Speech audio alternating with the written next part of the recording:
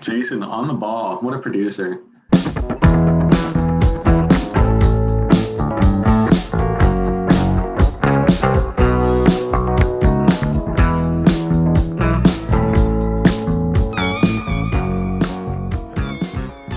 What's up, everybody? Welcome back to Listography. Jason, Joe, and Krams are here. You thought we were done with albums of the year, but not quite yet. Can't let it go. We got to recap the 2010s first. So as we always do at the end of each decade, we are going to rank the 10 albums that won each year for us. So not exactly a top 10 of the decade, just our 10 winners from each year. We're going to put them in order, and then we might discuss a little some of the bands that, just missed, never quite made it, etc., all that kind of stuff. Who wants to go first? All right. So, not our official top 10 of the decade, just ranking the 10 winners, although that means number one is number one of the decade. So let's do it in order from 2010 on. I've got The Suburbs by Arcade Fire, and then I've got in 2011 Smoke Ring for My Halo by Kurt Vile. 2012 was Born to Die by Lana Del Rey. 2013 was Heartthrob by Tegan and Sara. 14, Ultraviolence by Lana Del Rey, two-time winner. 15, The Desired Effect by Brandon Flowers. 16 was Emily's The Evolution by Esperanza Spalding.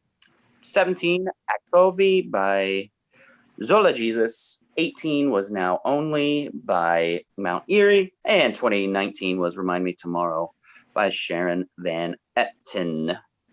So, in last place, if you watched the 18 video, I only gave this bad boy 4 stars, so it's probably not even my top 100 of the decade, but pretty weak year.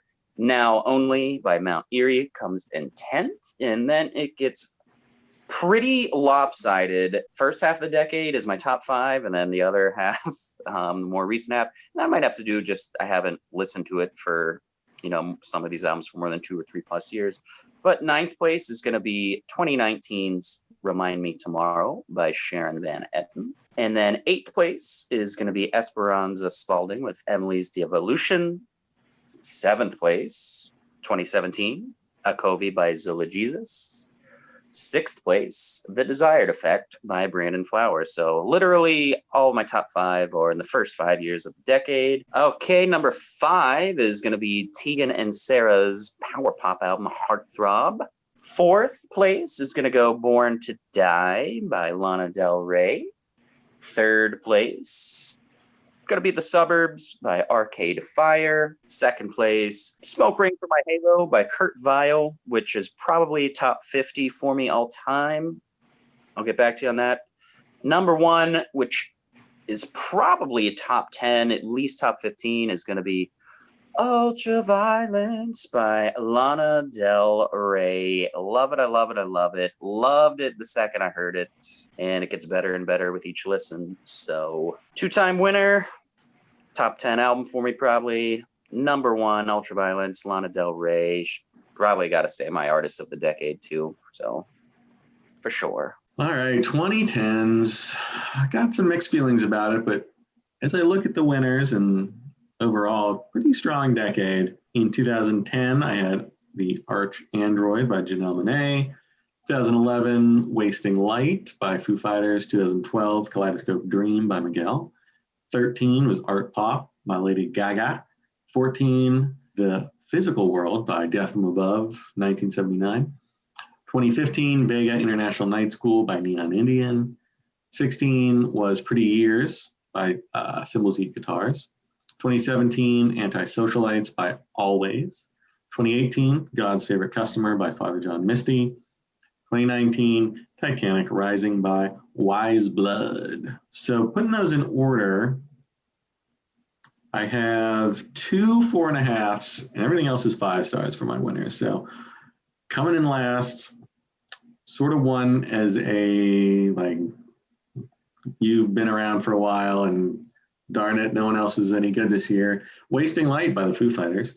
I still like it a lot, but probably not a album of the year winner in most years.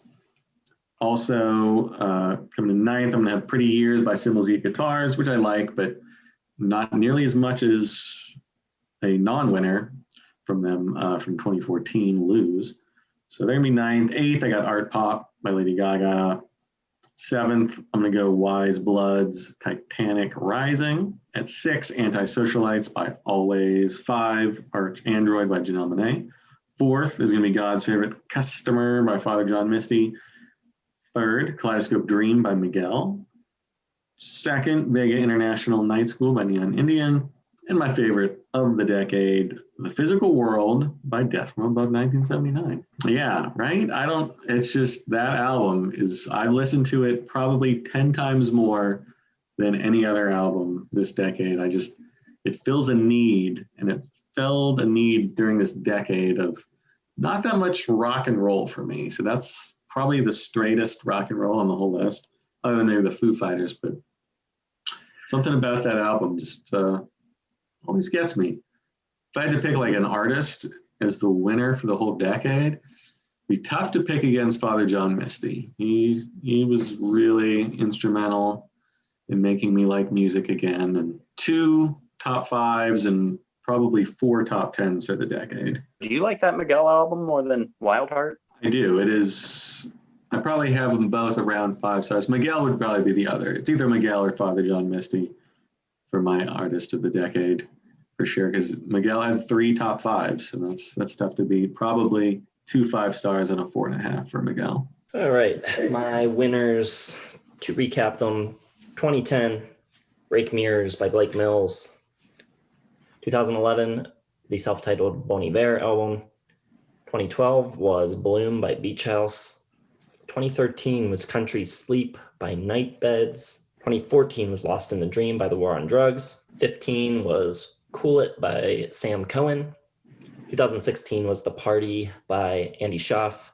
2017 was Modern Pressure by Daniel Romano. 2018 was Dude the Obscure by T. Hardy Morris. And 2019 was Oh My God by Kevin Morby. So my least favorite winner was from my least favorite year of the decade, Dude the Obscure by T. Hardy Morris. Up 1 spot from there, it's going to be Lost in a Dream by The War on Drugs in the 9 spot. Number 8 is going to be Break Mirrors by Blake Mills. Number 7 is going to be Cool It by Sam Cohen. 6 is Modern Pressure by Daniel Romano.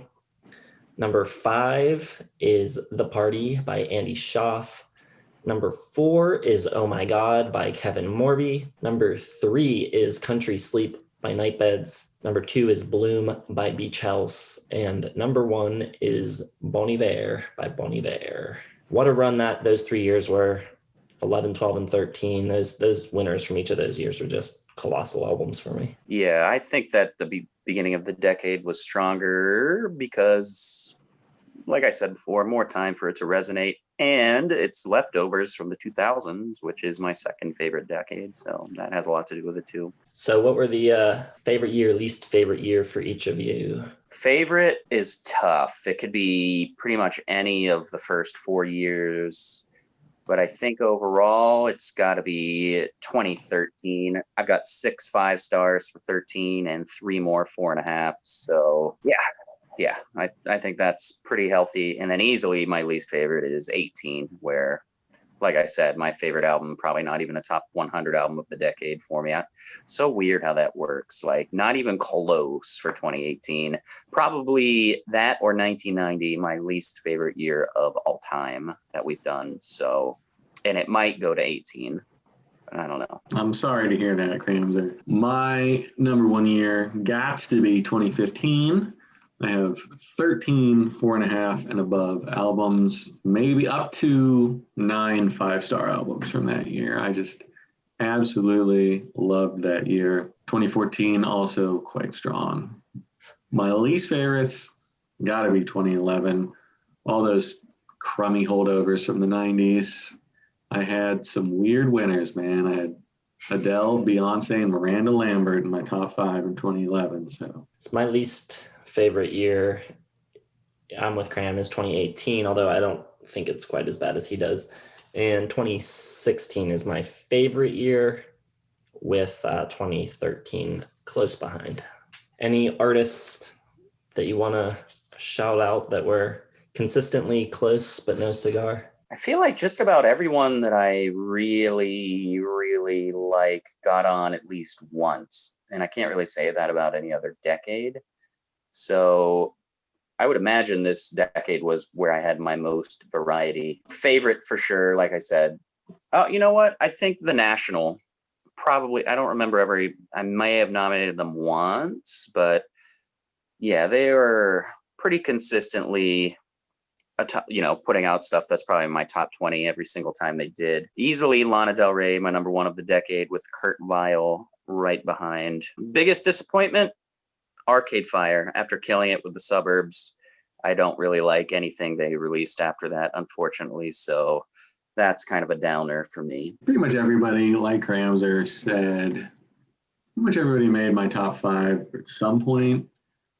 I guess if I had to say a band that was close a couple times, never made it, Arctic Monkeys. Mastodon, surprisingly, never made any of my lists. They were always like right there. They never did. And the Decemberists were probably like in the top 10 for pretty much every album they put out, even through like the 2000s and 2010s. They're always there. They're pretty much all 4 stars, but never could quite break through. I think Destroyer never got into my top 5, but definitely a big fan of Destroyer for sure. For me, I would say Fleet Foxes, Big Thief. Those are probably 2. National 2 had a lot that were close. They did make on my list once with High Violet, but really, really like this decade. A lot of different bands got into all of our lists. So a lot of variety, a lot of good stuff. And there you have it.